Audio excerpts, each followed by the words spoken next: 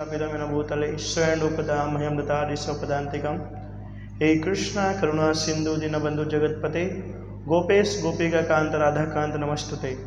तप्त कांचन गौरांगे श्रीराधे वृंदावनेश्वरी वृषभानुसुते देवी प्रणमामि हरिप्रिय। वाञ्छाकल्पतरुभ्यः च कृपा सिन्धुभ्यः च पतितानां पावनेभ्यो वैष्णवेभ्यो नमो नमः। श्री कृष्ण चैतन्य प्रभु नित्यानंद श्री अद्वैत गदाधर श्रीवासदि गौर भक्तवृंद। हरे कृष्णा कृष्णा कृष्णा हरे हरे, हरे राम राम राम हरे हरे। हरे कृष्णा कृष्णा कृष्णा हरे हरे, हरे राम राम राम हरे हरे।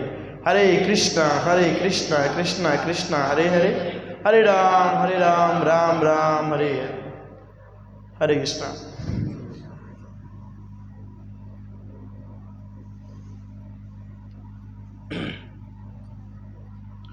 तो आप सभी का एक बार फिर से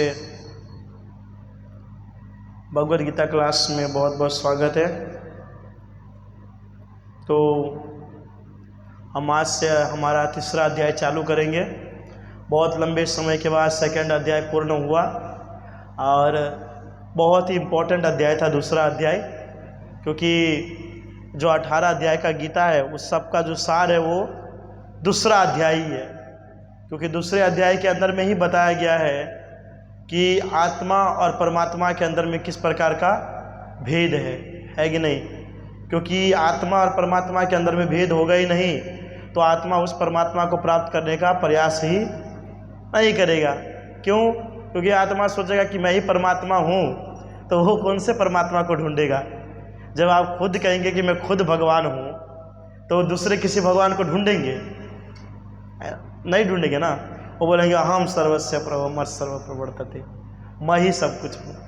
तो आत्मा और परमात्मा को जानना और उसको समझना, उसके बीच में क्या डिफरेंस है, ये सब सेकेंड अध्याय में बताया गया है। और हमारा वैसा ब्रह्म मध्व गौड़ीय संप्रदाय का जो मेन पॉइंट्स है वो है द्वैतवाद, है ना। द्वैत का अर्थ क्या होता है? दो। द्वैत का क्या अर्थ होता है? दो।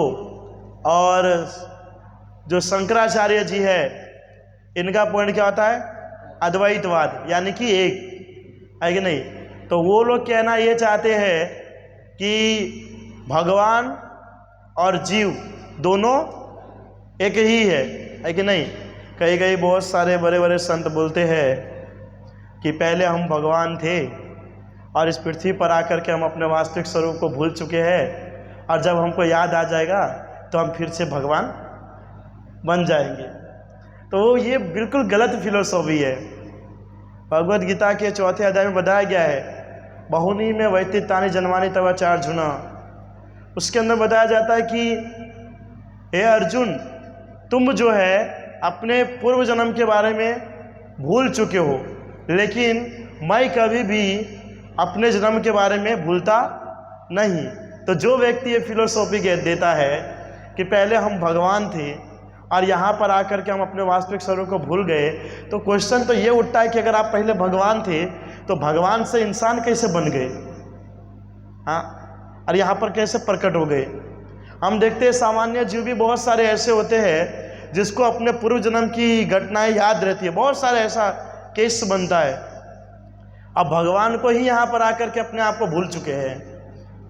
हाँ, और जब यहाँ पर अच्छे कर्म करेंगे तो वापस से वो भगवान बन जाएंगे और वैकुंठ में वास करेंगे, है ना। एक इसका ये द्वैतवाद का सिद्धांत है, अद्वैत, ठीक है। और द्वैतवाद का सिद्धांत क्या है? श्रीपाद माधवाचार्य कि ईश्वर और जीव दोनों अलग अलग है कि नहीं। एक दृष्टांत से देखा जाए तो एक होता है कब? जब व्यक्ति भगवान की भक्ति साधना करके भगवत प्राप्ति कर लेता है कि नहीं। लेकिन जीव और भगवान में हमेशा फर्क होता है कि नहीं। नहीं तो अगर हम ही सब भगवान होते तो राधा दामोदर के जगह पे कोने में एक हमारा भी स्थान होता कि नहीं होता? हम भी तो भगवान ही ना, तो होना चाहिए था। लेकिन है आरती में उभर या तो भी कोई नो पूछे, तो अल्टर में रखने के बाद बहुत दूर की है, समझ रहे। तो इन दोनों के अंदर में फर्क होता है कि नहीं। ईश्वर जो है परम कृष्ण है और जीव जो है वो भगवान के अंश है कि नहीं। तो ये दोनों के अंदर में जो डिफरेंट है ना, वो हमको भगवद गीता के दूसरे अध्याय से पता चलता है, जिसके जरिए हम अपने वास्तविक स्वरूप को समझ पाते हैं। तो हमने दूसरे अध्याय के अंदर में क्या क्या चीज़ को पढ़े थे, एक बार यहाँ पर पुनर्वलोकन बताया गया है कि एक बार फिर से स्मरण कर लिया जाए वो चीज़ को, है कि नहीं। क्योंकि हमारा सिचुएशन ऐसा होता है कि कल सुबह हमने क्या खाया था वो भी हमको याद नहीं होता है। तो मेरे हिसाब से दूसरे अध्याय का श्लोक जो है वो 7-8 महीने से चल रहा होगा, है ना, या उससे ज़्यादा भी हो सकता है। तो उसके अंदर में हमने ये पढ़ा था, पहला तो अर्जुन का अनिश्चित होना। जब अर्जुन ने अपने सगे संबंधी को देखे थे तो उसको देख करके यही सोचा ना कि मैं इसको कैसे मार सकता हूँ, है कि नहीं। तो अर्जुन का अनिश्चित होना। दूसरा हमने इसमें ये सीखे कि भगवान कौन है। ओके, हम नहीं बल्कि भगवान श्री कृष्ण। थर्ड, व्यक्ति कब शरणागत होता है, कोई बता सकता है? हमने ये सीखे थे सेकंड अध्याय में, व्यक्ति कब शरणागत होता है। शरणागत कब होता है? शरणागत का अर्थ क्या है, कोई बता सकता है? शरणागत यानी भगवान को अपने आप को समर्पित करना। हाँ, ये भी है, भगवान को अपने आप को समर्पित करना, या जब भगवान की शरण में जाना, भगवान के प्रति जब प्रेम बढ़ता है तब शरणागत होता है। और प्रेम बढ़ता है तब भक्ति बढ़ने से शरणागत। और तो आप लोग अपने गुरु को तो कभी देखे नहीं देखे ना। आगे जाकर के फ्यूचर में हमारा गुरु कौन बनेगा, है कि नहीं। तो उसके प्रति प्रेम आपके पास इकट्ठा हो गया है। हाँ, हमारा प्रेम उनके प्रति इकट्ठा हुआ है अभी तक। अगर जिस प्रकार से चंद्रन बुने का ना प्रेम के द्वारा किसने का, है ना, प्रेम के द्वारा। तो गुरु को तो हमने देखा ही नहीं, तो उसके प्रति तो प्रेम होता ही नहीं है, तो हम उसको फिर शरणागत कैसे होंगे।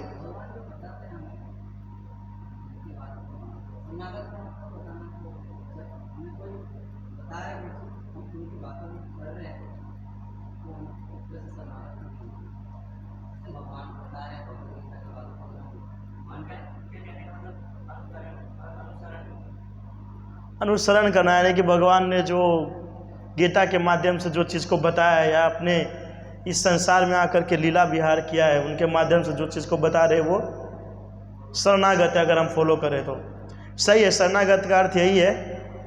परंतु व्यक्ति शरणागत कब होता है? आप सब हो गए हैं, अगले जन्म में होंगे कि प्रभु जी जब भगवान कहेंगे तब हो लेंगे। अगर ऐसा होगा तो भगवान तो कब से कह रहे माम एकम शरणम व्रज, आप मेरी शरण में आओ, वो तो कब से कह रहे। तो व्यक्ति शरणागत कब होता है? मेरे हिसाब से है ना, इस संसार के अंदर में व्यक्ति शरणागत कब होता है? जब उसके पास जीवन के अंदर में जीने के लिए कुछ चीज़ बचता ही नहीं। समझ रहे हैं? हर जगह से धोखा खा खा के समझ रहे हैं। अभी 14 फरवरी को आएगा वैलेंटाइन डे, है ना, तो वहाँ पर जाएंगे किसी न किसी के पास और धोखा खाएगा। तो ऐसा व्यक्ति जो है लास्ट में सरेंडर होता है, क्योंकि उनके लिए हमेशा वेट करते रहते हैं कि साल में जब वो तारीख आएगा तब हम जाएंगे कि हम आपसे प्रेम करते हैं, और वो बोलेगा हम आपसे प्रेम नहीं करते हैं। तो बस वो बेचारे का जीवन जीने की जो प्रवृत्ति है वो ख़त्म हो जाती है वहाँ पे। अब उसको लगता है अब मेरा कुछ भी नहीं है ना, कुछ समझ नहीं आता है क्या करना चाहिए क्या नहीं करना चाहिए, न किसी की बात सुनने का मन करता है, हाँ, न किसी से मिलने का मन करता है। मस्त एकांत में रहो, रोते रहो, हम तेरे बिना अब रह नहीं सकते, है ना।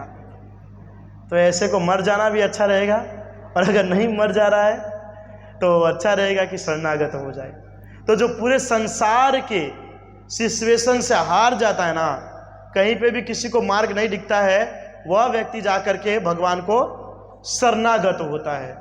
वरना आप लोग देखिए, हमारे पास पैसा है, हमारे पास खाने को है, पीने को है, पहनने को है, चलने को है, आने को है, सब चीज़ है, तो हम भगवान को कभी शरणागत होते हैं? नहीं हो पाता है, नहीं हो पाता है। और इसका लाइव प्रमाण हमारे बड़े बड़े आचार्य देते हैं, हमारे बड़े बड़े आचार्य इसका लाइव प्रमाण देते हैं। नरोत्तम दास ठाकुर का आविर्भाव तिथि आज, नरोत्तम दास ठाकुर का आविर्भाव है ना कि तिरुभाव, आविर्भाव तिथि है।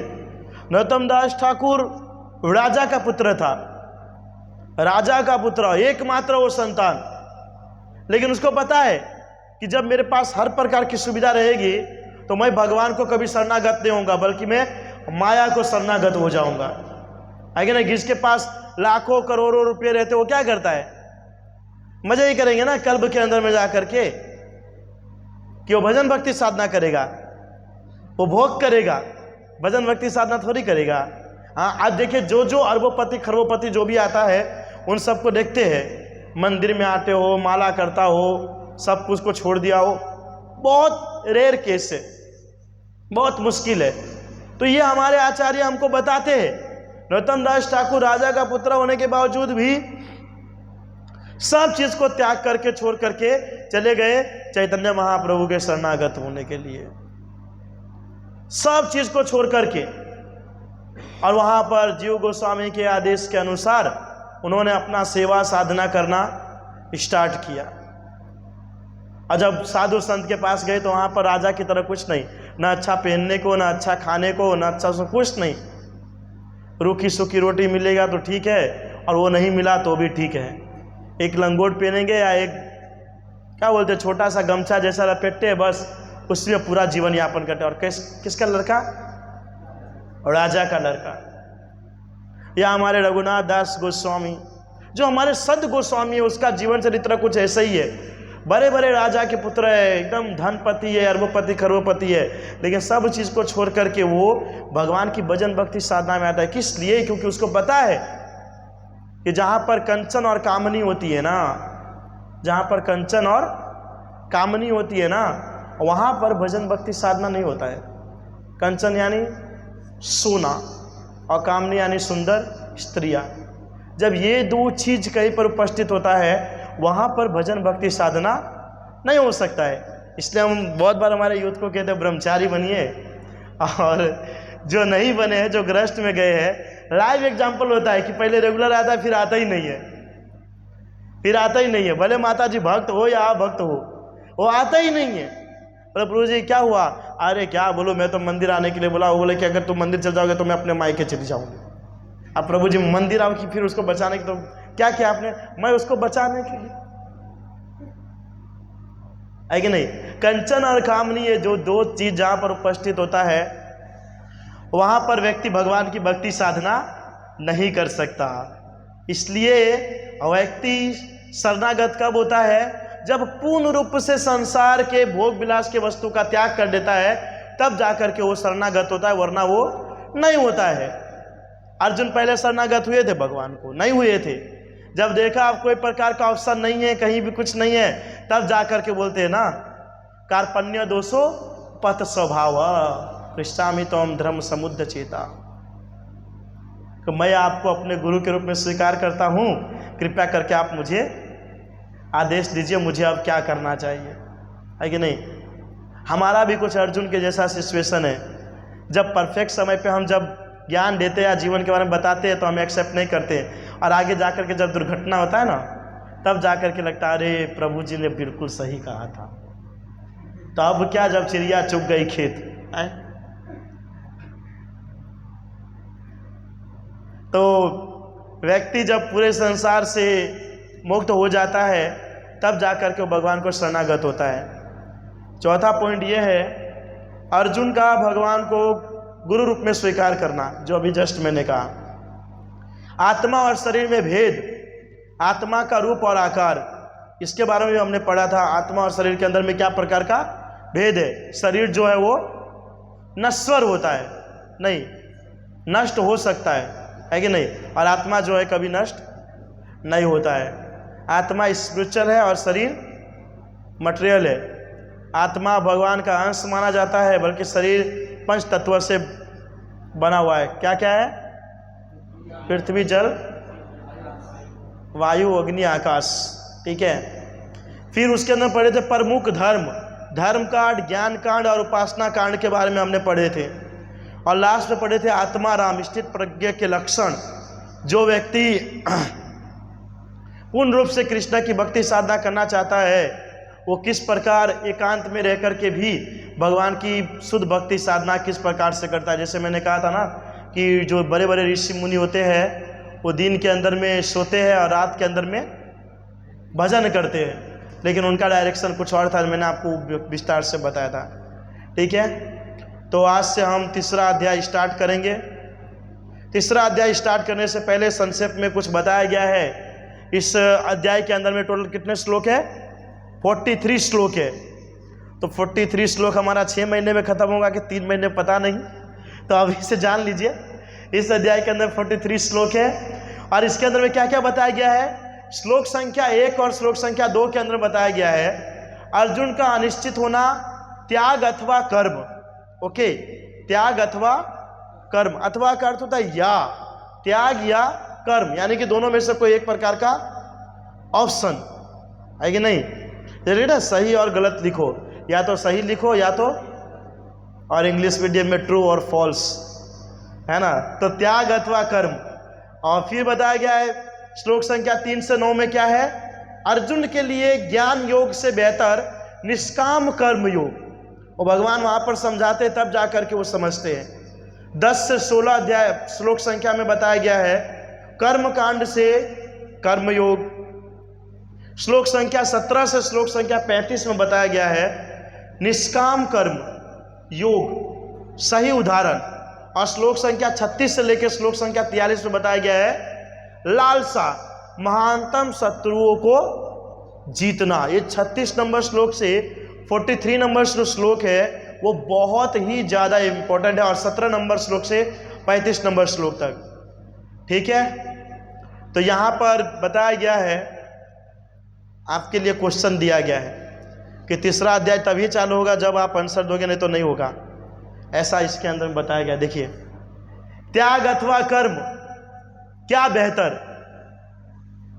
अब आपको क्या लग रहा है, त्याग करना बेहतर है या कर्म करना बेहतर है?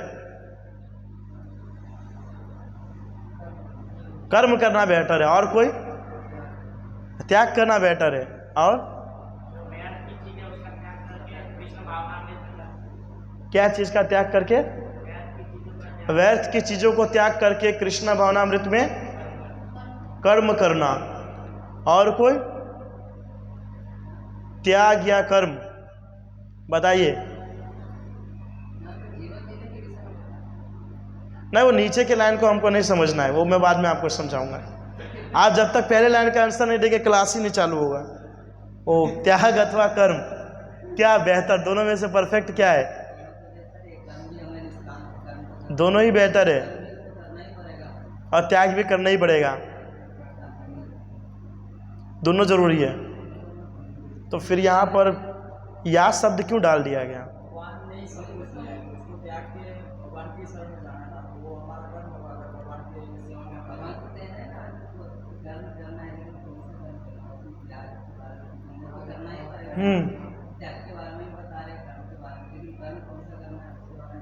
तो आप कहना चाहते दोनों जरूरी है? नहीं, दोनों जरूरी है। यस सुनो, दोनों जरूरी है, त्याग और त्याग अथवा कर्म। और कोई? मतलब सिर्फ आप लोग को बोलना है, आपके पास यहाँ ऑप्शन दिया गया है त्याग अथवा कर्म, दोनों में से आप क्या चीज़ को एक्सेप्ट करना चाहते हो। ऐसा जरूरी नहीं है कि आप कर्म को ही लो या त्याग को ही लो, मैं तो पूरा ही चीज़ को लेके बैठा हूँ। आप बताइए, त्याग आपके लिए अच्छा है कि कर्म? और कोई? और जो नहीं बोल रहे उनके लिए सब सही है। तो यहां पर बताया गया है त्याग अथवा कर्म, दोनों में से क्या बेहतर है? तो बहुत ही बढ़िया है। देखिए, त्याग भी करना होता है और कर्म जो है आपके न चाहने के बावजूद भी हो ही जाता है। तो कर्म का तो कभी आप त्याग नहीं कर सकते, कर्म तो आपका रहेगा ही। दोनों में से जो एक ऑप्शन है, वो ऑप्शन जो है आपके लिए ऑप्शन है ही नहीं, वो परमानेंट वाला है, ऑप्शन है ही नहीं, परमानेंट है। अगर आप बैठे हो ना, ये भी आपका कर्म है, तो ये तो ऑप्शन हो भी नहीं किया। तो फिर मैंने क्वेश्चन पूछा था, तो ये ऑप्शन हुआ ही नहीं कर्म, ये तो परमानेंट है। आपकी इच्छा हो या ना हो, आपको करना ही पड़ेगा। अगर प्यास लगी तो पानी पीना ही पड़ेगा, भूख लगेगी तो खाना पड़ेगा, नींद आएगी तो सोना पड़ेगा, है कि नहीं? चलना, खाना, पीना, सोना, उठना, बात करना, ये सब क्या हमारा कर्म है, तो ये तो होने वाला है। लेकिन फर्स्ट पॉइंट है यहां पर त्याग।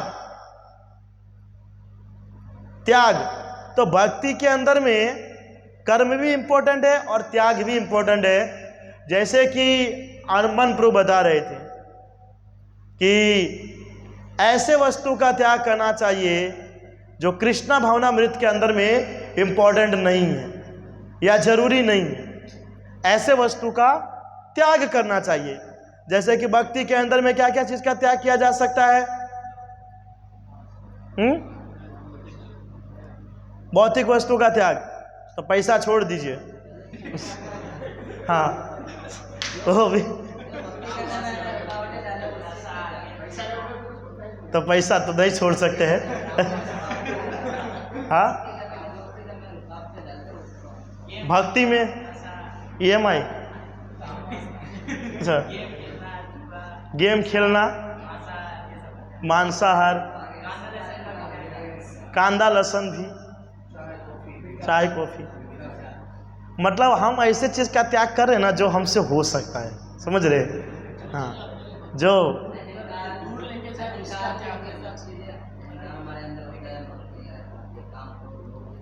अच्छा, इस संसार के अंदर में सभी वस्तु का एक वस्तु बहुत प्रिय होता है, सभी का कुछ ना कुछ बहुत प्रिय होता है, बहुत यानी कि बहुत प्रिय होता है कि नहीं?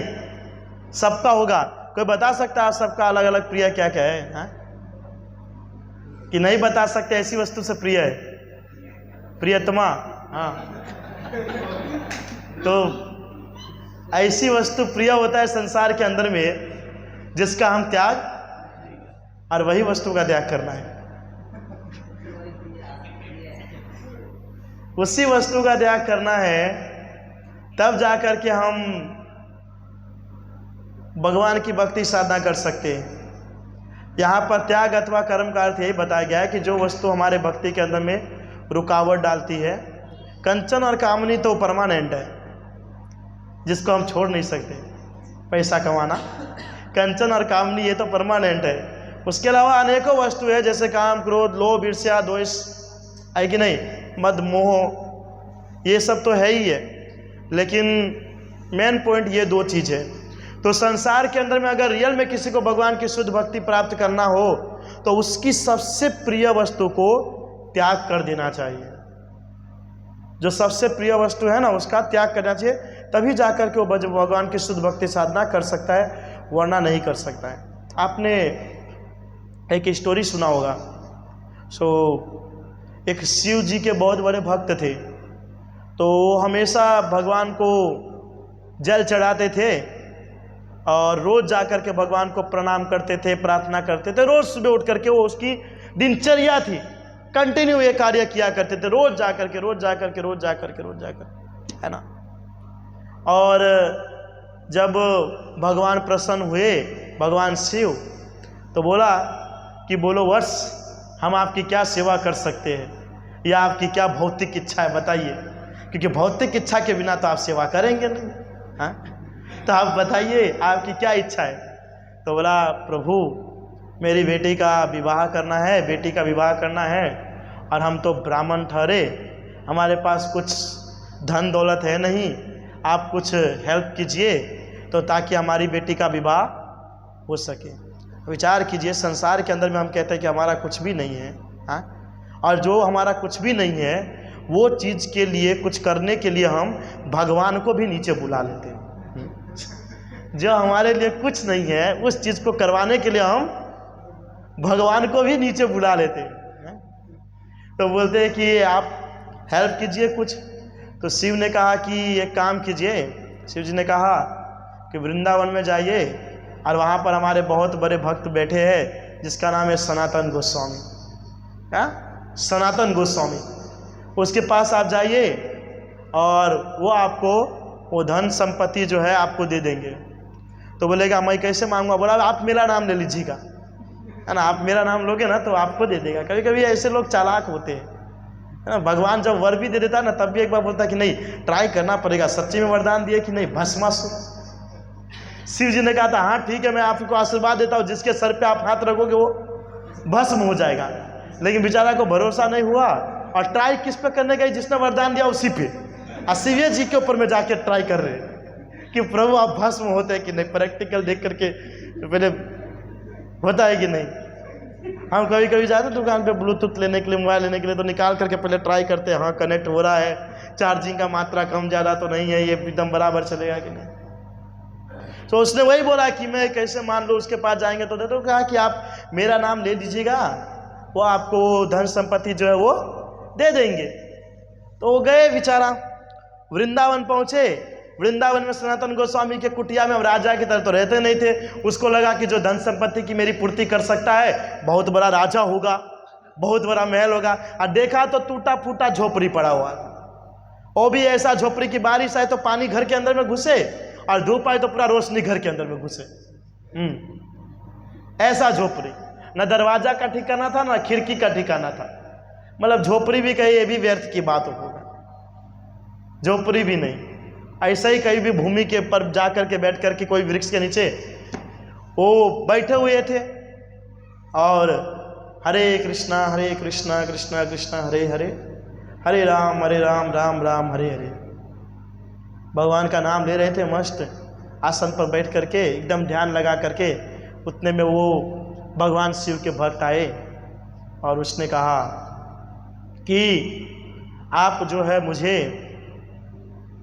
शिव जी ने भेजा है कि आपके पास बहुत सारे धन दौलत है, ऐसी कोई वस्तु है जिससे मुझे बहुत सारे धन दौलत की प्राप्ति हो सकती है, तो कृपया करके आप वो वस्तु मुझे दीजिए, ऐसा मुझे शिव जी ने कहा है, तभी मैं आपके पास आया हूँ। तो सनातन गोस्वामी ने कहा कि ठीक है, अगर शिव जी ने भेजा है तो ठीक है, तो जाइए लेकर के आज। बोला कहाँ है? वो डस्टबिन में फेंका हुआ है। अगर बोलते वो डस्टबिन के अंदर फेंका हुआ है। तो डस्टबिन में अंदर गिरा करके ढूंढा तो देखा उसके अंदर में क्या था? पारस मणि। पारस मणि जानते हैं? पारस मणि ऐसी वस्तु है कि किसी भी चीज़ को टच करो वो सोना बन जाता है ना। किसी भी पत्थर को टच करेंगे तो वो सोना बन जाता है, गोल्ड बन जाता है।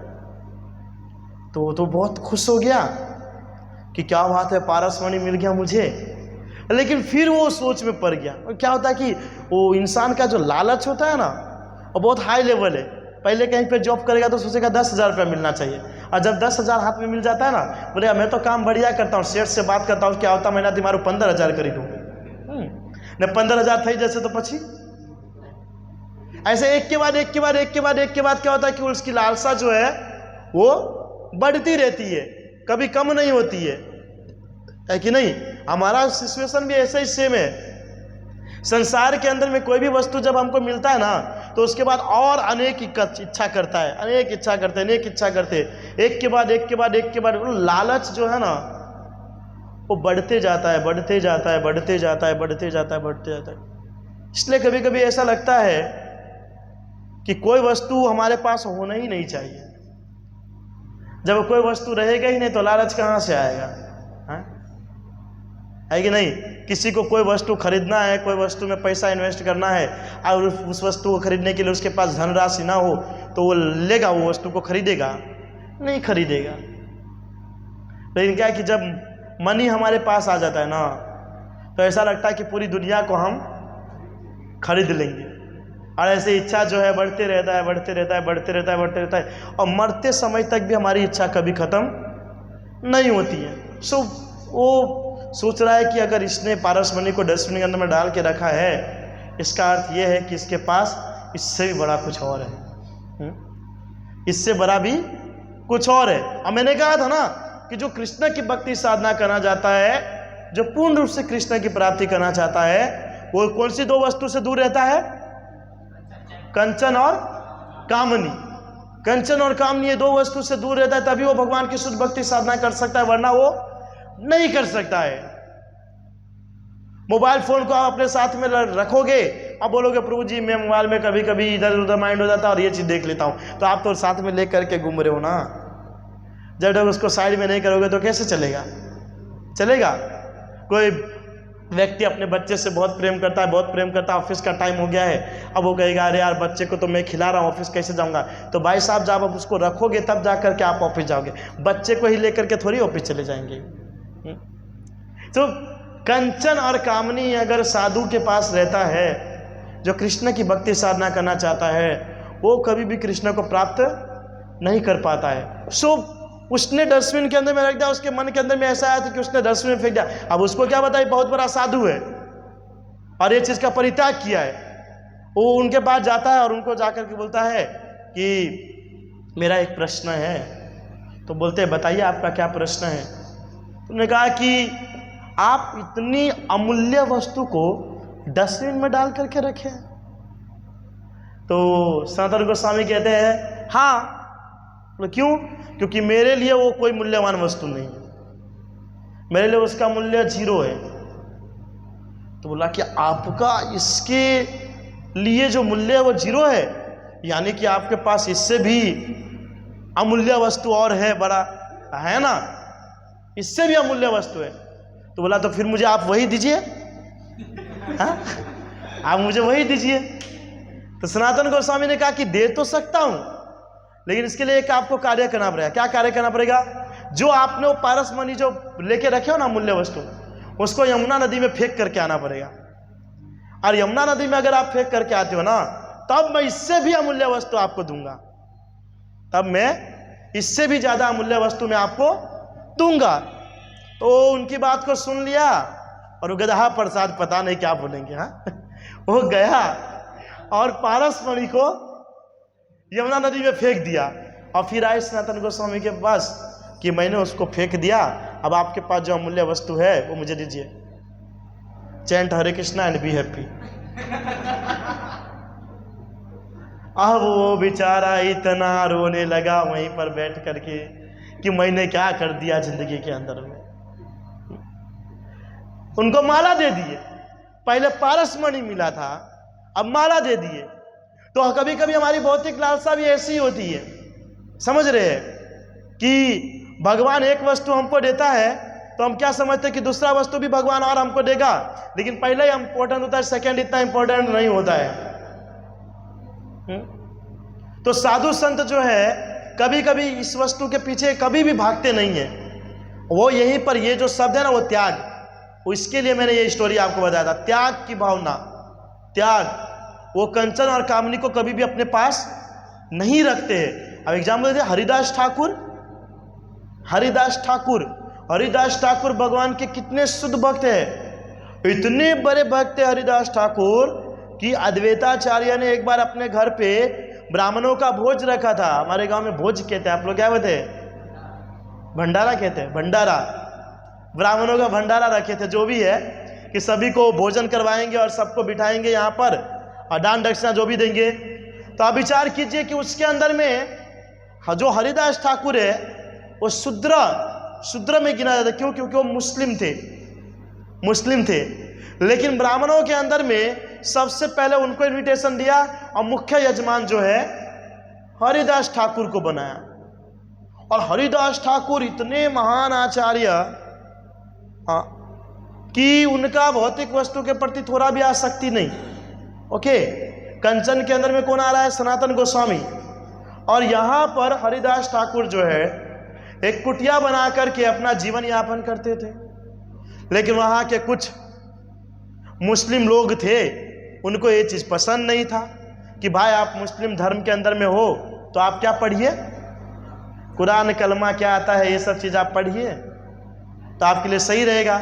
लेकिन उसने कहा कि भगवान ने हमको हरि नाम दिया है तो हमको हरि नाम ही करना चाहिए। अब मुस्लिम लोगों को क्या पता कि जो मुस्लिम फैमिली में जो जन्म लिया है वो ब्रह्मा जी है, और ब्रह्मा जी है, और भगवान की सेवा करने के लिए, भगवान को पूर्ण रूप से जानने के लिए, उनको समर्पित करने के लिए वहाँ पर आए। क्योंकि ब्रह्म विमोहन लीला के अंदर में, द्वापर युग के अंदर में वो भगवान को जान नहीं पाए थे, पता है ना। भगवान अपने मित्र मंडल के साथ बैठ करके सुखदा साकादी भाजी नालिता कुसमांडा, और डाली डालना दूध तुम भी, दधी मोचा खंडा। अपने मित्र के साथ मस्त सब आइटम खा रहे थे, एक दूसरे का उचिष्ट सब। तो ब्रह्मा जी बोले ये कैसे भगवान हो सकते, किसका जूठा खा रहा है, इधर कर रहा है, वो कर रहा है सब। तो हम उसका टेस्ट लेंगे और आपको बताए। सभी को लेकर के चले गए थे, सुप्त अवस्था में ब्रह्मांड में डाल दिए थे। उसके बाद का बहुत बड़ी स्टोरी है। सो वहां पर ब्रह्मा जी उनसे माफी मांगते हैं। उसको ज्ञात होता है कि अरे ये तो रियल में भगवान है, क्योंकि जब उसने देखा अरे भाई साहब ये सब तो वहां पर सो रहा है, मैंने सबको ऊपर डाल के रखा है, तो ये लोग यहाँ पे क्यों घूम रहा है, तो ये कौन है।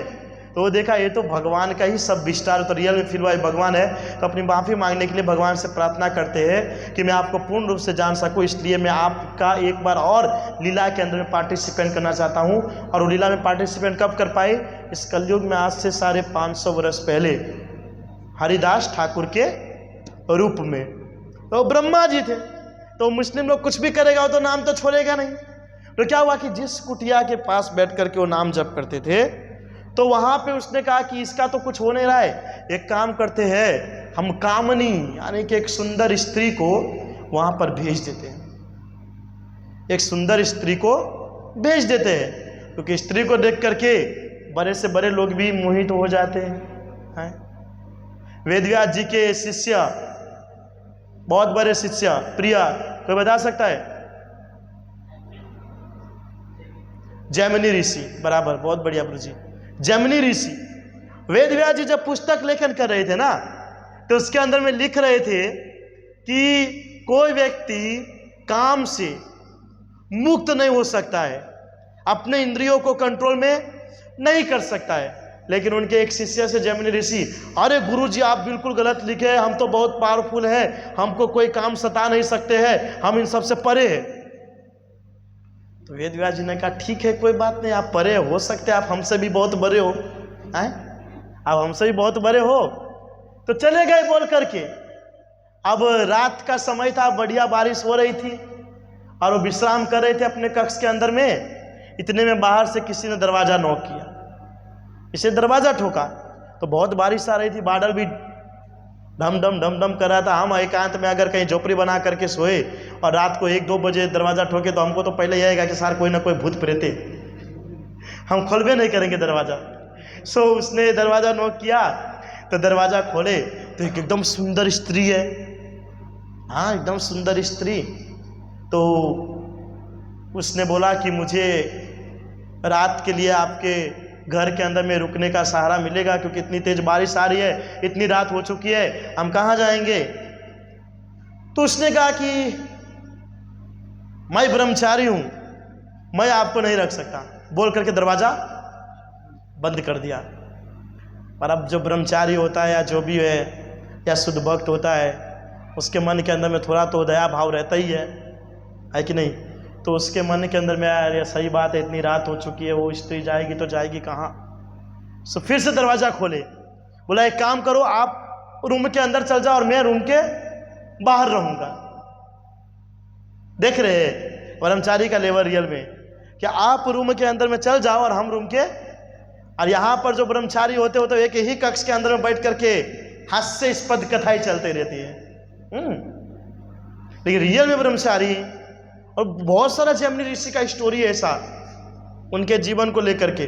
सो उसको अंदर कर दिया और खुद बाहर चले गए और उनको कहा कि देखो कि मैं कितना भी बोलूंगा ना दरवाजा खोलो, कितना भी खटखटाऊंगा, पर आप दरवाजा मत खोलना। यहां से पता चल रहा है, यहाँ ये पॉइंट से क्या पता चलता पता है, कि उनको अपने इंद्रिय के ऊपर में कंट्रोल नहीं है। समझ रहे? वेदव्यास जी को क्या बोला, हम तो काम क्रोध से मुक्त है गुरु जी, हमको ये सब चीज का कोई इफेक्ट नहीं पड़ता है। और यहाँ पर क्या बोल रहे, मैं बोलूंगा ना फिर भी दरवाजा मत खोलना। अब वो बेचारा खड़ा है बाहर और स्त्री अंदर चली गई।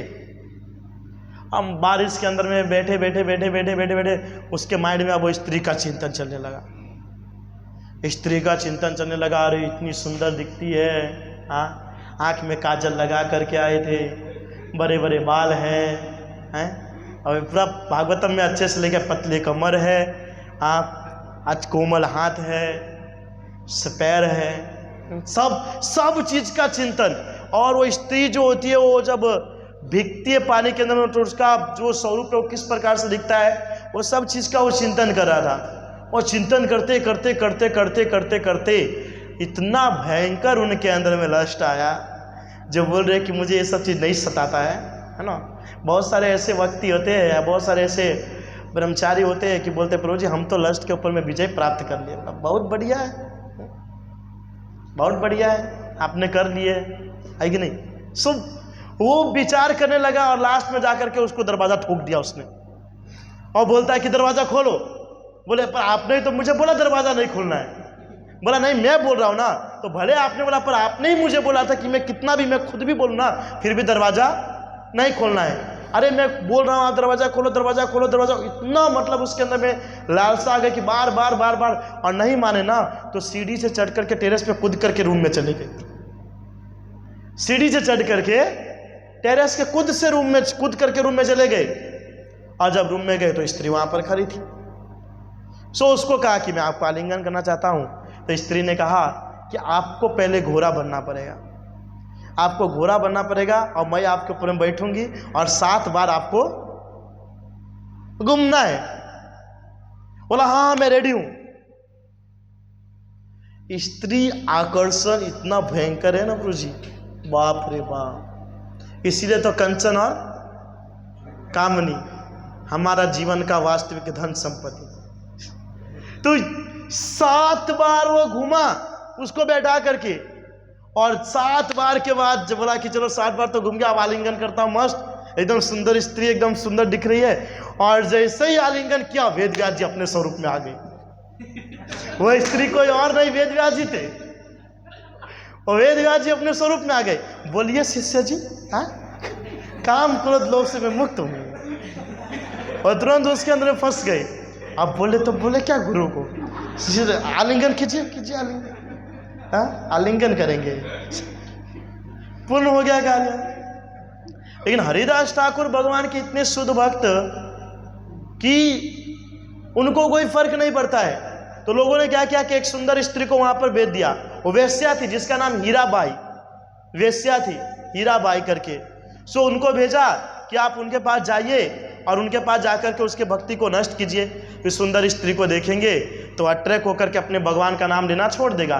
तो पहला दिन उसके पास बैठी, वो बोले नाम जप कर रहे। अब 24 घंटे के अंदर में से 22 घंटे नाम जप करते थे हरिदास ठाकुर। 24 घंटे में से 22 घंटे ने 2 कलाक में हुआनु खावानु सुवानु एम, बस 2 घंटे के अंदर में। अब 22 घंटे हरे कृष्णा महामंत्र तो कर रहे, और स्त्री आकर के वहां पर बैठ गई।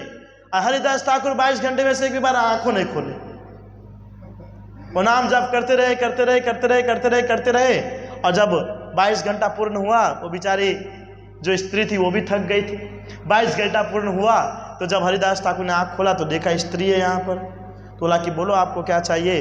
तो उसने कहा कि मैं आपका संग करना चाहती हूँ और मुझे पुत्र की प्राप्ति करना है।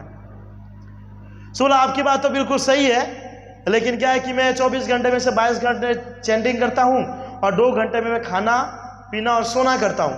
तो ये 2 घंटे के अंदर में मेरा खाना पीना सोना हो जाएगा ना, तब मैं आपकी इच्छा की पूर्ति करूंगा। अब 2 कलाक तो आप हुआ मां निकली जाए, 6 कलाक रात्रि ने 5-6 कलाक हुआ मां वही जाए। तो हरिदास ठाकुर ने खाना बनाया, खाया पिया, सोया, काम किया, सब किया। उसके अंदर में 2 घंटा पूर्ण हो गया। उसने बोला मेरी इच्छा पर टाइम तो पूर्ण थे क्यों। फिर चैंटिंग में लग गई। फिर वैसा ही सिचुएशन हुआ। फिर क्या हो, स्त्री जो है एकदम नग्न अवस्था में आ गई कि वो देखकर क्या होगा। नग्न अवस्था में आने के बाद भी जब हरिदास ठाकुर ने देखा ना, कोई फर्क नहीं, कोई फर्क नहीं, आप रुकिए, मेरा जब नियमित कार्य पूर्ण हो जाएगा उसके बाद आप उखरिएगा। और इतना होने के बावजूद भी वो स्त्री ने देखा कि इनके अंदर में कोई फर्क नहीं है। बोलते 3-4 दिन वो स्वयं हरिदास ठाकुर से दीक्षा लेकर के हरे कृष्ण महामंत्र का चैंटिंग करना चालू किया। बोलिए आप। तो कहने का अर्थ क्या है कि कंचन और कामनी ये 2 वस्तु जो है ना हमारे लाइफ को बर्बाद कर देती है। अगर 2 वस्तु के ऊपर में हमारा नियंत्रण है ना, तो आप आसानी से भगवत प्राप्ति कर सकते। जैसे कि कंचन के अंदर में एग्जाम्पल हमारे आचार्य सनातन गोस्वामी, पारसमणि को डस्टबिन में, और कामिनी के अंदर में हरिदास ठाकुर। नग्न अवस्था में उपस्थित होने के बावजूद भी उनके मन के अंदर में 1% भी लस्ट नहीं, 1% भी लस्ट नहीं। सो ये रियल में साधु है जो भगवान की प्राप्ति आसानी से कर सकता है।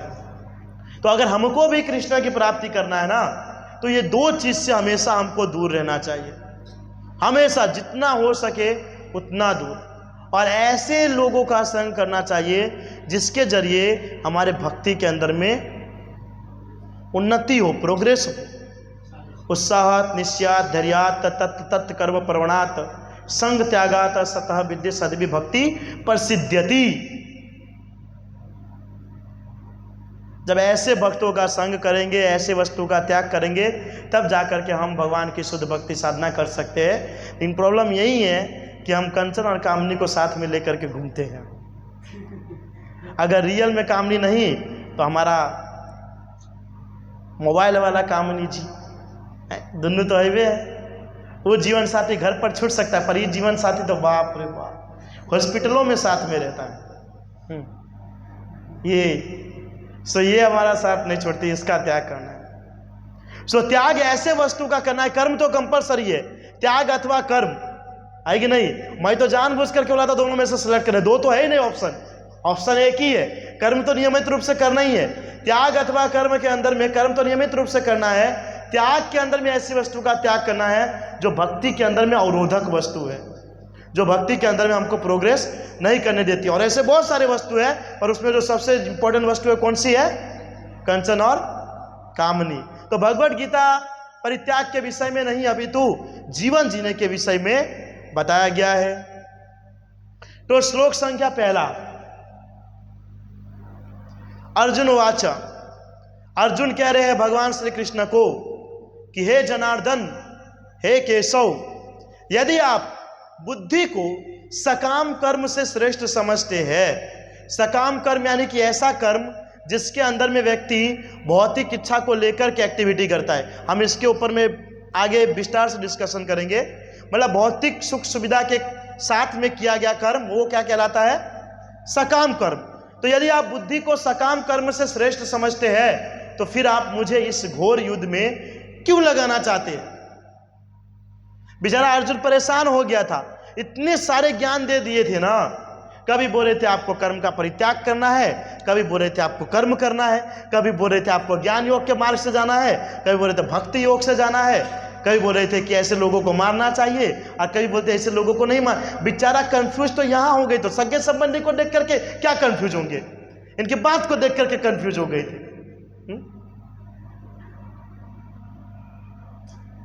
5 पांडव को जो शिक्षा देते थे उनके गुरु का क्या नाम था? द्रोणाचार्य। द्रोणाचार्य के एक पुत्र थे, पता है क्या नाम था? अश्वत्थामा।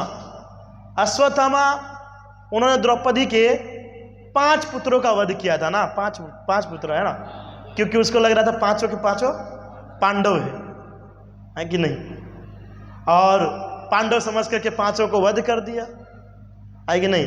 अब 5 का सर लेकर के बोरी में भर करके गया था किसके पास? दुर्योधन के पास, कि मैंने 5 पांडव का वध कर दिया था। और दुर्योधन को एक बहुत बड़ा क्या बोलेंगे इनाम मिला था, या कृपा मिला था, या साधना मिला था, जो भी पता नहीं, कि आप की मृत्यु कब होगी? जब आप सुखी भी होंगे और दुखी भी होंगे, दोनों एक ही समय पे। अगर आप सुखी भी होंगे दुखी भी होंगे ना एक ही समय पर, तब जाकर के आपकी मृत्यु होगी। तो ये जो गधा था, ये द्रौपदी के 5 पुत्र को मार करके लेके गया था दुर्योधन के पास, और क्या बोले थे उनको कि मैंने 5 पांडवों को मार दिया और उसका सर लेकर के आए। तो दुर्योधन बहुत खुश हो गया, क्या बात है, तुमने मेरा कार्य पूर्ण कर दिया। और जब बोरी के अंदर में सर को पकड़ा और जब ऐसे दबा रहा है, तो ये तो सर बहुत पच पच पच पच पच पच। क्या छोटे बच्चों का जो फेस होता है वो सब क्या होता है? एकदम कोमल होता है, और हम लोग का एकदम कठोर होता है। मृदंग बजा के, करताल बजा करके एकदम कठोर होता है, और उनका एकदम वो। तो बोला कि सच्ची में पांडव है ना? बोला हाँ। और जब खोला तो देखे कि द्रौपदी जी के, और उसमें फिर शोक हो गया। तो पहले हर्ष हुआ था, और फिर बाद में वो देख करके उनका मृत्यु का कारण बेचारा पांडव की होगा, उनका ही मित्र अश्वत्थामा बन गया। अरे स्वाहा हो गया। और जब अर्जुन को ये बात पता चला तो कृष्ण और अर्जुन गए अश्वत्थामा को पकड़ने के लिए, पकड़ करके लाए और ला करके कृष्ण ने बोल दिया था कि इसको तुरंत हम मृत्यु को प्राप्त करवा देंगे, डायरेक्ट मोक्ष धाम भेज देंगे, है ना। तो लाए और द्रौपदी को कहा कि अब हम इसको मार देंगे यहीं पर। तो द्रौपदी ने कहा कि ठीक है, उसने मेरे 5 पुत्रों को मारा है, लेकिन अब हम इसको क्यों मारे, क्योंकि 5 पुत्र का जो दुख दर्द है वो तो मुझे पता है, एक माता को ही पता होता है। अगर हम मार देंगे तो उनके माता को कितना कष्ट होगा, तो उसको छोड़ देते हैं। उधर से युधिष्ठिर महाराज आते हैं, उनसे पूछते हैं तो युधिष्ठिर महाराज भी कहते हैं कि ठीक है अब छोड़ देते हैं। नकुल सहदेव आते हैं तो वो भी क्या बोलते हैं कि बड़े भैया जैसा बोल रहे हैं हम उसी के अंदर में इन्वॉल्व है, छोड़ दिया जाए। भीम आते, नहीं नहीं ऐसे कैसे छोड़ देंगे, इसको मार देना चाहिए। तो अब अर्जुन को ये समझ नहीं आ रहा है किसकी बात सुननी चाहिए, कोई बोल रहा है मार दो और कोई बोल रहा है उसको छोड़ दो। तो भगवान श्री कृष्ण से पूछते हैं तो श्री कृष्ण बोलते हैं कि अर्जुन, जो आतताई होता है, आतताई है ना, जो किसी का वध करता है या किसी को मार देता है, घर में आग जला देता है, किसी को लूट लेता है, सो ऐसे वस्तु को मार देना चाहिए, ऐसे व्यक्ति को मार देना चाहिए। अब ब्राह्मण को नहीं भी मारना चाहिए। अब जो अश्वत्थामा है वो ब्राह्मण भी है और आतताई भी है। बोले आतताई को मार देना चाहिए और ब्राह्मण को नहीं मारना चाहिए। तो बेचारा सबसे ज्यादा कंफ्यूज तो यहाँ पर कृष्ण ने कर दिया। अब फैमिली वाला क्या कंफ्यूज करेगा, वो अश्वत्थामा आतताई भी है और ब्राह्मण भी है, बोलते आतताई को मार देना चाहिए, ब्राह्मण को छोड़ देना चाहिए। तो अर्जुन भी, राधाकृष्ण महाराज जी बोल रहे थे कि अर्जुन भी एक बार सोचो प्रज्ञा मैंने किससे पूछ लिया। सो सेम कंडीशन यहां पर यही है कि क्या करना चाहिए, कौन से सिचुएशन में हमको कहां पर पहुंचना चाहिए, कुछ समझ नहीं आ रहा है। सेकेंड पॉइंट भी अर्जुन कह रहा है, देखिए ना श्लोक संख्या 2, ये क्या कह रहा है, आपके यानी भगवान श्री कृष्ण को कह रहे हैं आपके अनेकार्थ उपदेशों से मेरी बुद्धि मोहित हो गई। हो ही जाएगा ना, आप ये भी कीजिए वो मत कीजिए, ये कीजिए वो मत कीजिए, ये कीजिए, जो चीज बोल रहा है करो उसी को बोलता है मत करो। जैसे चैतन्य महाप्रभु किसी के साथ शास्त्रार्थ करते थे ना, तो उसको कहते थे कि मेरे साथ शास्त्रार्थ करो, तो करता था तो बोलता था आपका बिल्कुल गलत है, बिल्कुल गलत है, उसको सिद्ध करके दे देता था और फिर बाद में उसी वस्तु को वापस सिद्ध करता था कि आप बिल्कुल सही है।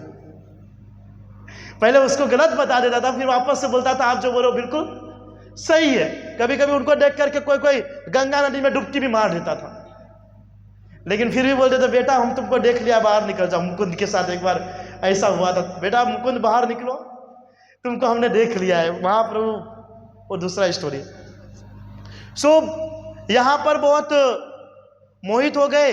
अतः कृपा करके हे कृष्णा निश्चय पूर्वक मुझे बताइए कि इनमें से मेरे लिए सबसे श्रेय वस्तु क्या रहेगा, सबसे अच्छा क्या है मेरे लिए, वो आप मुझे बताइए।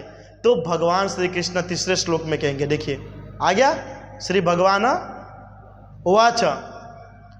यहां पर भगवान कह रहे हैं कि हे निष्पाप अर्जुन, निष्पाप किस लिए कहा गया है, जो कोई प्रकार का पाप नहीं किया है कभी भी, उसे कहा जाता है निष्पाप। और हम लोग तो पाप पुण्य कार्य में भरे पड़े हैं, पहले भी पाप पुण्य कार्य में, अभियो पाप पुण्य कार्य में और बाद में भी पाप पुण्य कार्य में।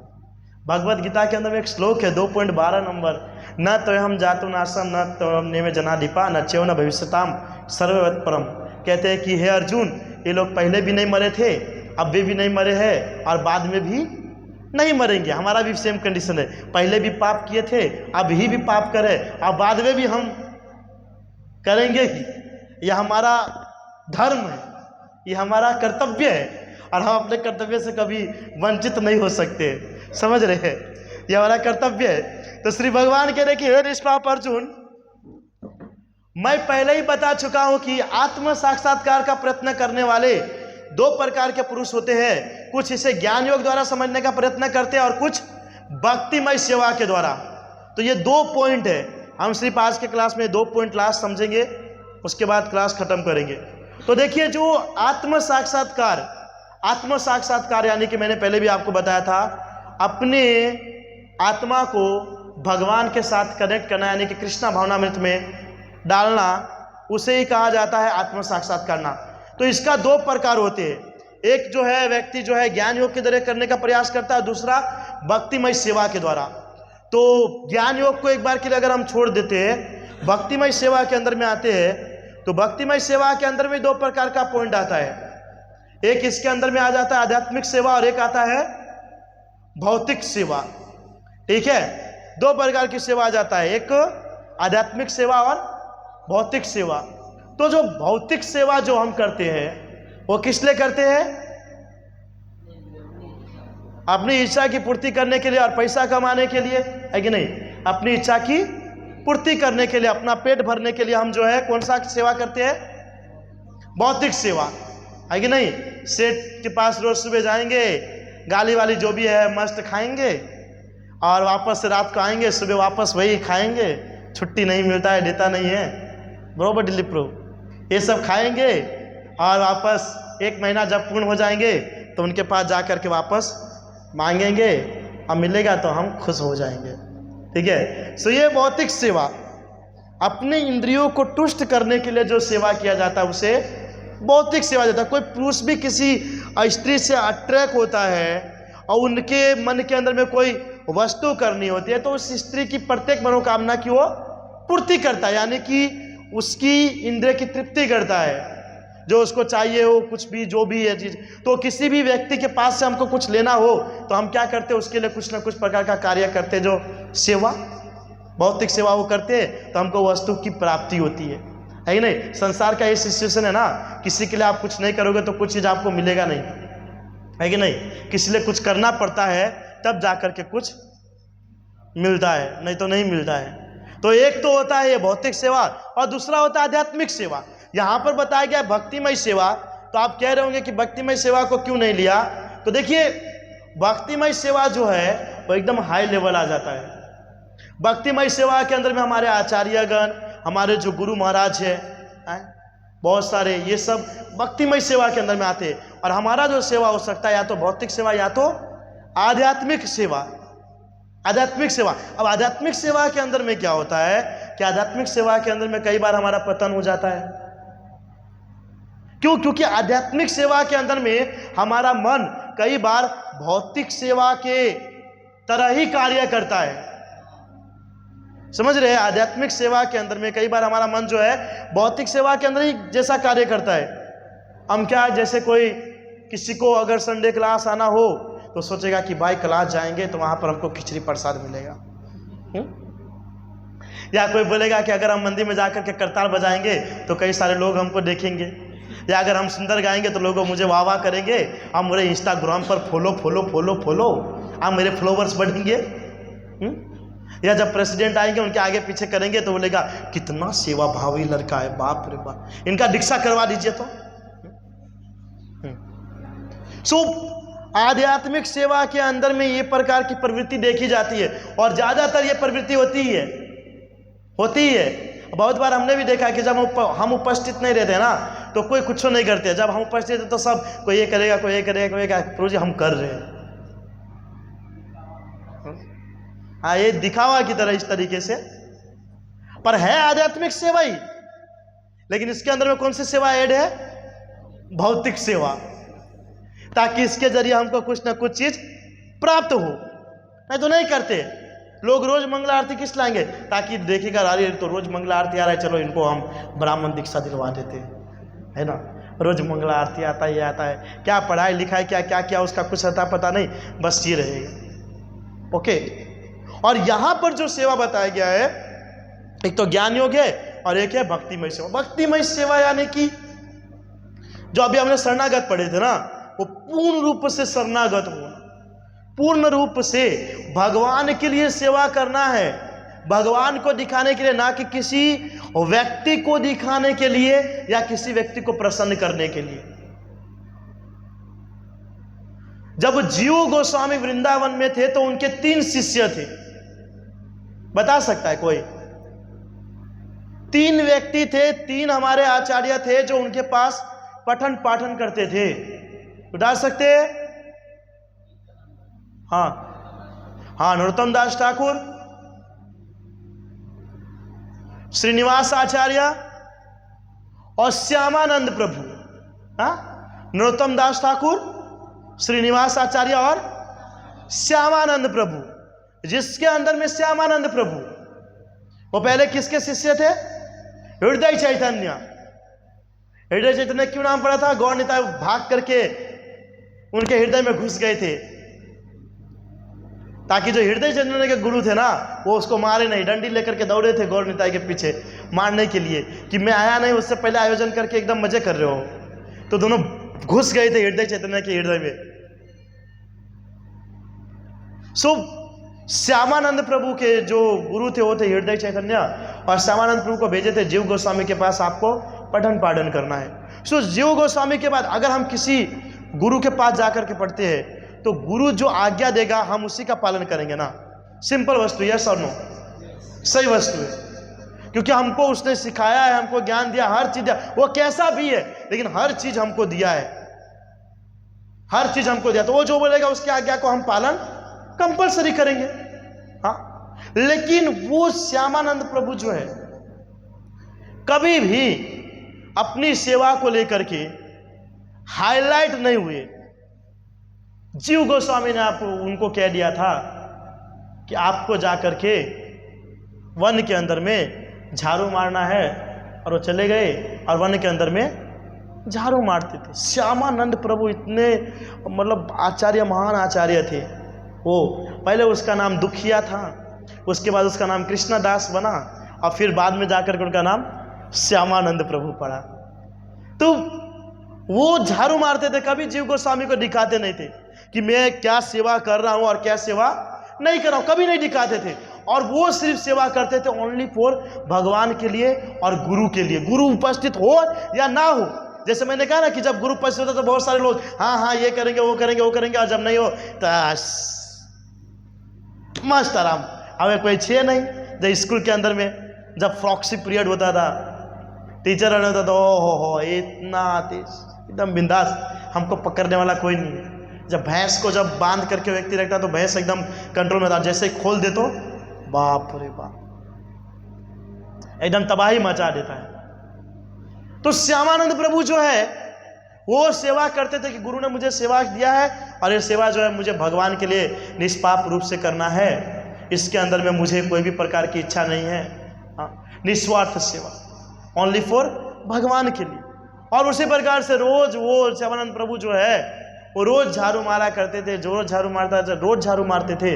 और झाड़ू मारते मारते, स्टोरी बड़ा है लेकिन झाड़ू मारते मारते मारते मारते उसके ऊपर में राधा रानी की कृपा हो गई, उसके ऊपर में राधा रानी की कृपा हो गई। और जीव गोस्वामी ने आज तक राधा रानी का दर्शन नहीं किया था, और श्यामानंद प्रभु उस वन के अंदर में झाड़ू मार करके कुछ ही समय में साक्षात राधा रानी का दर्शन ही अपने हाथों से राधा रानी को उसने पायल भी पहनाए, और राधा रानी ने अपने पायल से उनके सिर के ऊपर में तिलक भी किए, और उनका नाम भी राधा रानी ने रखा था श्यामानंद। निस्वार्थ सेवा करने से प्रभु जी, इसलिए मैं यहां पे भक्तिमय सेवा नहीं लिया, आध्यात्मिक सेवा लिया। निस्वार्थ सेवा से कब हमारे ऊपर गुरु की कृपा हो जाती है, कब भगवान की कृपा हो जाती है, हमको नहीं पता रहता। लेकिन हमारी जो सेवा है आप सभी को पता ही है। और फर्स्ट जो बताया गया है वो क्या है? ज्ञान योग। ज्ञान की प्राप्ति करते रहते हैं, ज्ञान प्राप्त करते रहते और कृष्ण के बारे में पूर्ण रूप से जान करके हम कृष्ण को शरणागत हो जाते हैं। तो ये दो चीज के जरिए, ओके, ज्ञान योग और भक्तिमय सेवा के जरिए कोई भी व्यक्ति जो है अपने आत्म साक्षात करता है और कृष्ण की प्राप्ति आसानी से कर पाता है। तो ये दो प्रकार का योग है, पर हमारे लिए तो सर्वश्रेष्ठ यही रहेगा भक्तिमय सेवा। समझ लिया ना, हम इसी के क्या बोलते लायक ही है कि भक्तिमय सेवा कर सके। ज्ञान योग की प्राप्ति करने की जरूरत नहीं, क्योंकि हम देखे हैं कि जितने लोग ज्ञान प्राप्त कर लेते हैं ना इस्कॉन के अंदर में या कोई भी संस्था के अंदर में, तो लेवल बहुत अप हो जाता है, इतना ऊपर हो जाता है ना कि वही यूथ या वही शिष्य ना अपने गुरु के क्लास में बैठेंगे ना उनकी बात को सुनेंगे, और अगर वो क्लास भी देते रहेंगे ऐसे सर तो मुझे पहले से पता है, क्या है सर रोज मुझे बोलते, वो रियल है। यहाँ पे आप लोगों से किसी को पता होगा ना हर चीज़, आपको यही फील होगा। आप लोग को जो मन से ध्यान से सुनना चाहिए नहीं सुनोगे, कभी इधर ध्यान जाएगा, कभी नीचे झुकोगे, कभी उधर नहीं पता चलेगा। हमको लगा हमने सब कुछ जान लिया, सब कुछ कर लिया है। और मैं देखता हूँ बहुत सारे लोग बढ़ते रहते ज्ञान प्राप्त करने ज्ञान, तो वो वेद व्यास जी बन जाएंगे, ज्ञान के मुख्य आचार्य। भगवान कह रहे सर्वस्य चाम इति सन्निविष्टो मत स्मृति ज्ञानम आपनो च वेदेश सर्व अहम वेद वेदो। वेद शास्त्रों में खुद हूँ और हम लोग में से ज्ञान प्राप्ति करके सोचते हैं कि हम ही प्रभुपाद गुरु महाराज जी के बाद हम ही बनेंगे। इसलिए ज़्यादा ज्ञान की प्राप्ति करना भी हमारे लिए हानिकारक है। जितना हो सके ना हमको सेवा करना चाहिए। प्रभु जी भक्ति सिद्धांत महाराज जी के जो गुरु थे गौर किशोर दास महाराज, जीरो, कोई स्टैंडर्ड में नहीं पढ़े थे, पहली दूसरी तीसरी चौथी कोई स्टैंडर्ड में नहीं। अब भक्ति सिद्धांत महाराज इतने प्रभावशाली, वो गौर किशोर दास बाबू जी महाराज जी के पास से दीक्षा लिए थे, कुछ नहीं पढ़े थे। आप देखोगे आप में से जितने लोग हो ना, आप लोगों को कुछ ज़्यादा पता नहीं होगा ना ज्ञान में, तो आप लोग सीरियस भक्ति साधना करोगे, फील कीजिएगा। लेकिन जितना आपको पता होते जाएगा ना, उतना भक्ति के अंदर में आप नीचे गिरते जाओगे, नीचे गिरते जाओगे। जब पहली बार जब मंदिर आए थे तो हमको बहुत मजा आ रहा था, कितना सुंदर भक्त है सब है। लेकिन जैसे आ तो आऊ से आओ तेऊ से ओ, फिर हमारा लेवल क्या हुआ है आप देख लीजिए। रियलिटी है, हमारे आचार्य कह करके गए, चाहे भक्ति विनोद ठाकुर है चाहे भक्ति सिद्धांत महाराज, कि हमको सिर्फ गुण एक्सेप्ट करना है। कलयुग है, सभी व्यक्ति ऐसा होगा, कोई ऐसा नहीं कि दूर से धुला हुआ एकदम हाई लेवल है, सब ऐसा होगा। लेकिन हमको उसके अंदर में से गुण को एक्सेप्ट करना है, उसके अच्छे गुण क्या है बस, बाकी चलते रहना है, चलते रहना है, चलते रहना है, चलते रहना है। एक ना एक दिन तो हमारी नाव किनारे पे पहुंच ही जाएगा। लेकिन अगर ये सब चीज को देखते रहा ना तो 20 समुद्र में गिर जाओगे, भगवान कसम बहुत भयंकर, 20 समुद्र के अंदर में हम गिर जाएंगे। लेकिन ये सब चीज ना देख करके, हाँ हमको पता हमारे साथ हो रहा है, कभी कभी दिलीप प्रभु आते हैं, हमारे कोई करताल नहीं बजा रहा है, प्रभु जो बैठ रहा है वो जो भी है, लेकिन फिर भी हम गा रहे, फिर भी हम कर रहे हैं, तो थोड़ा आधा दामोदर देखता है। लेकिन जो ज्ञानवान व्यक्ति हो जाता है ना, अरे ये हो रहा है वो है ऐसा है वैसा, भाई साहब आपकी जो है नाव वो कभी किनारे पे पहुंचेगी नहीं, वहीं की वहीं रह जाएगी, ना यहाँ पे रहेगा ना वहाँ पे। और वाल्मीकि मुनि और वशिष्ठ मुनि का जब हुआ था, एक भक्त था उसको कृपा करना था, तो बोला वाल्मीकि मुनि के पास जाओ। सो वाल्मीकि मुनि ने अपने साधना से उसको एक नया लोक बना करके दे दिया। अब इंद्रदेव देख रहे कि कौन है, तो ना उसको ऊपर की ओर जाने दे रहा है ना नीचे की ओर जाने दे रहा है। पता चल रहा है कि अभी भी वो बीच में हवा में लटक रहा है, जो भी कंडीशन है पता नहीं। हमारा भी सिचुएशन ऐसा होगा, करना है अज्ञान बन करके कीजिए प्रभु जी। ओम अज्ञात विरांधस्य ज्ञानंजा श्लाघ्या चक्षुरुण मिलता मिन तस्मै श्री गुरुवे नमः। अज्ञान बन करके हमको कृष्ण की सेवा साधना करना है। कृष्ण के शरण में जगह अज्ञानता वाले लोगों के, ज्ञान वाला विद्वान पंडित अपना वाला नहीं। जो अज्ञान है ना, ऐसे व्यक्ति को भगवान शरण देते हैं। अज्ञानवान वाला व्यक्ति जो ज्ञान योग जो है ना, इसमें 99% लोग हरि बोली होते हैं, मुश्किल से कोई एक है तो हो पाता। बाकी भक्तिमय सेवा के अंदर में ये सब इंक्लूड नहीं हो जाता है, हो ही जाता है ना, सब चीज आ ही जाता है। भक्ति करते तो ज्ञान भी आ ही जाता है। आपको कृष्ण के बारे में नहीं पता, पता ही है। 4 नियम के बारे में नहीं पता, इस कलयुग के अंदर में कौन सा मंत्र करना चाहिए नहीं पता, पता है, हो गए ज्ञान योग। अब आपको नहीं ये क्या है वो क्या है, इसमें क्या, इसमें इस एक जन्म मां एमा भी आटलू वड्डू वहीवट, क्या करेंगे करके? अगले जन्म में प्रधानमंत्री बना देंगे भगवान, तो भाई वहीवट कर तो रहे। सर्वश्रेष्ठ है, कहीं भी है, किसी परिस्थिति में, किसी भी सिचुएशन में हमको उसके गुण को देख करके, भले कोई कैसा भी है, बोल रहे हैं हम ठीक है, वांछा कल्प कर करके हमको सीरियसली भक्तिमय सेवा के अंदर में अपना जीवन यापन करना चाहिए। एक जीवन है प्रभु जी, आप जो अपराध करते हो, जो बोल रहे हो या जो ज्ञान की प्राप्ति करे उसके जरिए जो अपराध करे हो, आज आप लोग बैठे हो 10 मिनट के बाद नहीं हो या कल आप नहीं हो, किसी का कोई भरोसा नहीं है। और जब भक्ति के अंदर में आ ही गए हो तो सीरियसली कर लो ना। हाँ, सीरियसली कर लो। क्यों ये सब चीज़ को देखना करना, नहीं करना तो छोड़ दो। हाँ, इसलिए कंपलसरी भक्तिमय सेवा से जुड़िए, भगवान की शुद्ध भक्ति साधना कीजिए, भगवान की सेवा कीजिए निस्वार्थ भाव से। कौन क्या कर रहा है, कौन देख रहा है, कौन नहीं देख रहा है, वो अलग बात है, अलग बात है। मुझे हर समय बोला जाता है आप दिखते ही नहीं। हाँ, तमने जो आती मैंने थोड़ी एम છે કે હું તમને દેખાઉં તો જ મેં કંઈ કરું છું। હળાદા દામોદરને ખબર છે ને આપણે શું કરીએ છીએ, વાર્તા પૂરી। हाँ, अपना करते रहो, बाद का बात देख लेगा। हम देखते हैं, मैं देखता हूँ ये चीज़ कि ऑटोमेटिक सब चीज़ का सोल्यूशन हो भी जाता है, सोल्यूशन हो ही जाता है। मैंने बहुत बार ये सब चीज़ को नोट किया, हो ही जाता है, ऑटोमेटिक हो जाता है। लेकिन हमको उस मार्ग के अंदर में टिके रहना पड़ता है बस। और जितना अगर आप आगे बढ़ने का प्रयास करोगे ना, जितना आगे बढ़ोगे ना, उतना आपके लिए खराब होगा। समझ रहे हैं? एक नाव के ऊपर में, एक जहाज के ऊपर में भी एक कंडीशन होता है कि कितना आप उसके ऊपर में माल रख सकते हो। उस वजन से ज़्यादा माल रखोगे तो जहाज डूब जाता है। तो एक हमारे पास अपराध का थैली है, जितना उसके अंदर में आ सकता है कृपा करके उतना ही लेकर के रखिए। खाली रखो तो और भी बढ़िया है, और अगर ओवर हो गया ना तो यहीं पर हम डूब जाएंगे, कोई बचाने के लिए नहीं आएगा, चाहे गुरु है चाहे कृष्ण है। हम भक्त पराधीन कह रहे ना दुर्वासा मुनि को, हम भक्त पराधीन, हमारी तो भक्त के पराधीन हो। आज चैतन्य महाप्रभु कोई एक बार भी नाम ले रहा है तो इसलिए सर्वश्रेष्ठ है भक्तिमय सेवा करें।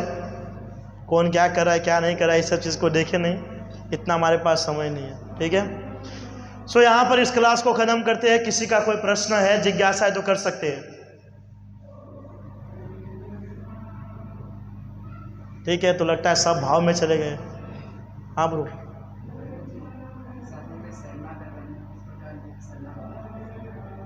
शरणागत क्या बोले प्रभु जी ने,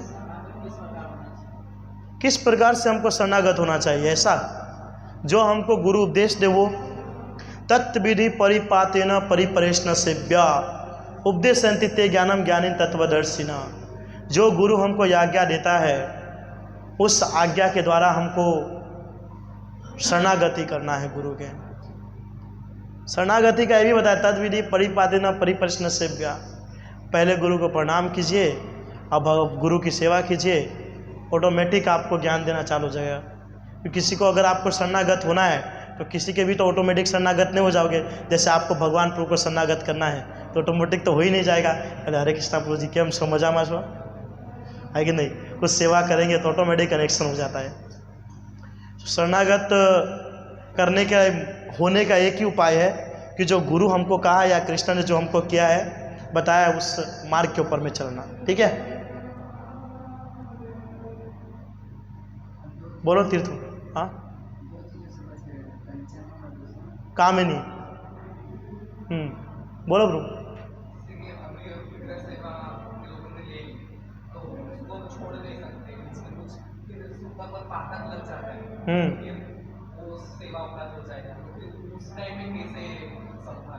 हाँ, ये भी है, लेकिन एक नियम भी बताया गया है कि किसके लिए कितने समय का सूतक लगता है।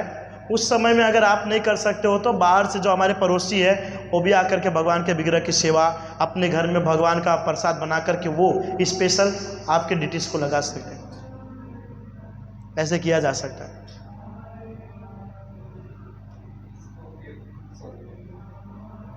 नहीं, सौंपना नहीं है, वो विग्रह आपके घर में ही रहेगा, लेकिन उनकी सेवा के लिए आपके पड़ोसी किसी को भी आप बुला सकते हैं। समझ रहे हैं?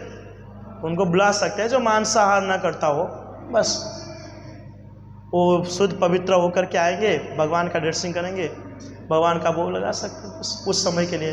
10, 11, 12 दिन की बात है, भगवान खुद ही समझ जाता है कि ये नहीं कर सकता है। ये तो भगवान को पता है, ये तो रोज़ करता ही था। हाँ, भगवान को तो पता ही है। लेकिन अगर हम फिर भी ये सब चीज़ सोचते हैं तो भगवान सोचता है अरे कितना बड़ा भक्त है, इतना तो सोच रहा है कि 10 दिन मुझे नहीं खिलाएगा तो भगवान पतले हो जाएंगे। हाँ, तो जो हमारे सगे संबंधी होते हैं उनसे हम करवा सकते हैं, या ऐसा भी अगर हमारे सगे संबंधी भक्त भी है तो कुछ समय के लिए डिटेल्स हम उनको भी दे सकते हैं, वो अपने घर पर रख करके उनकी सेवा साधना अच्छे से कर सकते हैं। लेकिन जो परफेक्टली कर सके ऐसे लोगों को, ये नहीं खुद खा रहा है और भगवान वहाँ पर गौ निताई सोच रहे कि भाई कब आएगा डिश, कब आएगा डिश, कब आएगा डिश, भोग आरती में समय થઈ गया, 12 વાગી गया, सारा 12 વાગ્યા, 1 વાગી गया ला, फिर बेचारा को खुद उतर करके जाना पड़ेगा कुछ आयोजन करने के लिए। सो जो कर सकते हैं ऐसे लोगों के पास, ठीक है, ओके।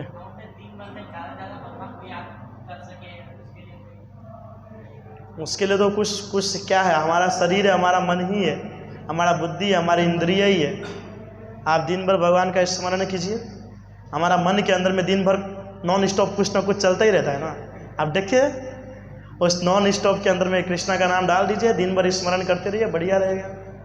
हाँ, कर सकते नहीं, कर सकते नहीं है, जब भी खाली हो भगवान का नाम। मैंने ये चीज़ को फील किया जब मैं नहीं आया था ना भक्ति के अंदर में, सो मैं बाहर ही जब कर रहा था तो मैंने ऐसा किया था, हर समय कृष्णा के नाम का स्मरण हो सकता है, नहीं हो सकता ऐसा नहीं है, किया जा सकता है हर समय। जब भी आप अपनी आदत ही ऐसा बना लो, सोते समय, खाते समय, उठते समय, बैठते समय, नहाते समय, किसी से बात करते समय, हर समय अपनी आदत कर दो कि कृष्णा का नाम आए या हमारे आचार्य का नाम आए, कृष्णा का नाम आए, ऐसा आदत बना दो, ऑटोमेटिक वो चीज़ आने लगेगा, ऑटोमेटिक ही आएगा। कोई बच्चा अगर आधा घंटा भी ए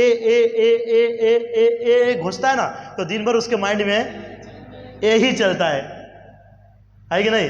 हम तो कितने समय से हरे कृष्णा कृष्णा कृष्णा हरे राम राम राम करते ही आ रहे हैं, तब तो चलना ही चाहिए, चले गई। सो अपनी शेड्यूल ऐसे बनाना चाहिए, सीरियसली शेड्यूल।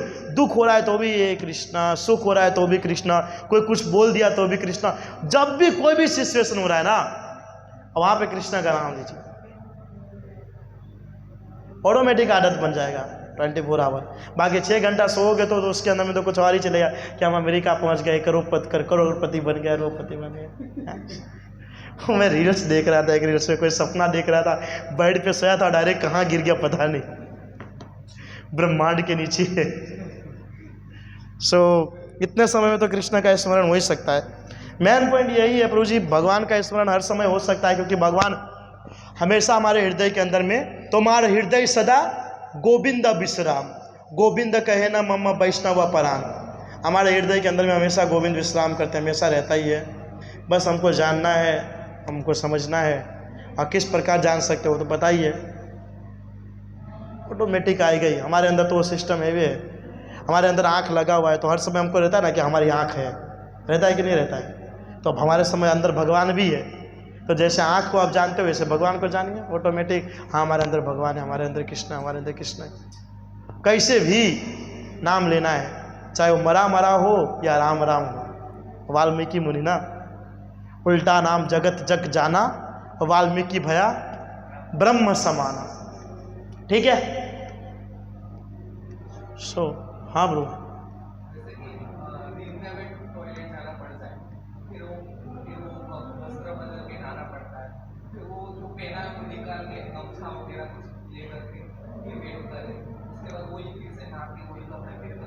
हाँ हाँ बिल्कुल। वो वस्त्र को अगर आप बाहर निकाल करके टॉयलेट में जाते हैं तो कोई प्रॉब्लम नहीं है, आप आकर के वापस से पहन सकते हैं। नहीं तो जितनी बार टॉयलेट जाएं कितने वस्त्र चेंज करेंगे, हम तो एक ही धोती कुर्ता पूरा दिन चलाते हैं और दूसरा दिन दूसरा धोती कुर्ता। अब ऐसा होगा तो बाप रे बाप 10-15 सेट राखू पड़े नरेश प्रभु, और जेटली वक्त जाओ इतनी वक्त चेंज करा जाओ तो चेंज। हाँ ये सिस्टम पुजारी के लिए रहता है कि पुजारी जब अल्टर में जाता है तो एक निश्चित कपड़ा उनका रहता है, वही पहनता है। और मैंने अभी तो कुछ और भी है, ठीक है वो जाने दे, तो वही कपड़ा पहनता है। लेकिन हमारा ऐसा है कि आप वस्त्र को चेंज करके बाहर रख के जाते हो, सो आकर के आप वही वस्त्र को धारण कर सकते। कुछ नियम भी है, अगर हम 1 नंबर भी जाते हैं बाथरूम के अंदर में तब भी हमको पैर आधा धोना पड़ता है, आधा हाथ धोना पड़ता है, 3 बार कुल्ला करना पड़ता है। ये सब चीज़ भी नियम है कुछ से आप पहन करके रख सकते। कई लोग ये कहते हैं कि हम जब मल जाते हैं तो मल एक जगह से हमारे पूरे शरीर के छिद्र में से मल निकलता है, दिखता नहीं निकलता। मैं ये चीज़ को नहीं स्पष्ट करता, मैं नहीं मानता। क्योंकि एक तरीके साइंस के हिसाब से तो सब जगह जा कर के कचरा जो है एक जगह इकट्ठा होता है। वो दिखता नहीं है, लेकिन हमारे पूरी बॉडी में से मल थोड़ा थोड़ा निकलता है, तो हमें इसलिए स्नान करना चाहिए। अमाशय के अंदर में जा करके वो डाइजेस्ट होता है, तो डाइजेस्ट के रूप में डायरेक्टली वहाँ से नीचे आता है। वो हर जगह से आएगा, वो अलग अलग समय पर वहाँ पर उपस्थित रहेगा, ये पॉसिबल नहीं है। वो खाते हैं, एक जगह डाइजेस्ट होता है और निकल जाता है कचरा, और प्रोटीन न्यूट्रन जो भी वस्तु शरीर को चाहिए वो सब ले लेता है और वो निकल जाता है। वो हर जगह रहे ऐसा तो नहीं है। कहाँ होगा ठीक है, हो सकता है उसके हिसाब से, लेकिन हम तो जहाँ तक जानते हैं ऐसा नहीं है। नहीं तो हमारे हर जगह से स्मेल करना चाहिए बॉडी, है कि नहीं? लेकिन ऐसा नहीं।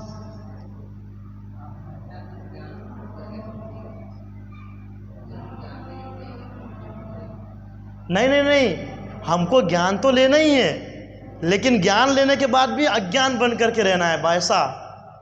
ज्ञान तो लेना, ज्ञान लेने की जरूरत नहीं पड़ेगा।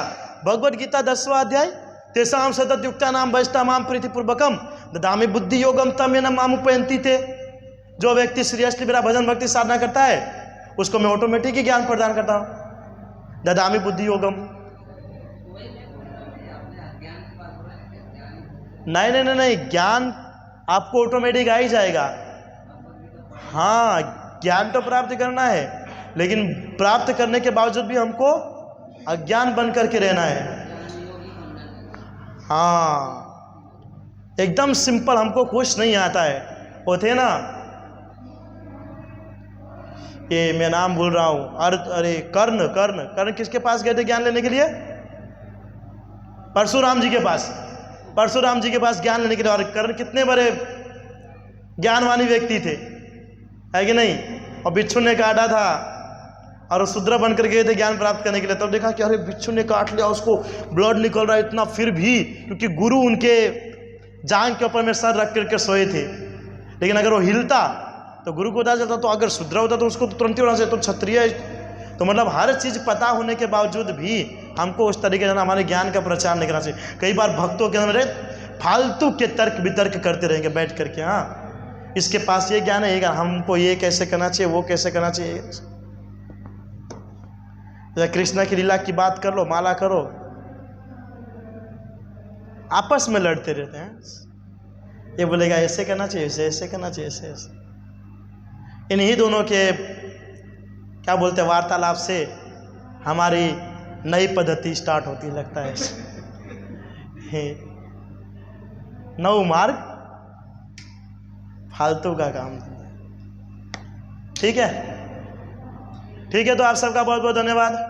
आरती का समय हो रहा है, आप लोग आरती में जाए। आरती के बाद आप सबका लिए प्रसाद का व्यवस्था किया गया है, प्रसाद ग्रहण करके जाइएगा। हरे कृष्णा। जगत गुरु स्वरूपाद की गौर प्रेमानंदे। हरे कृष्णा।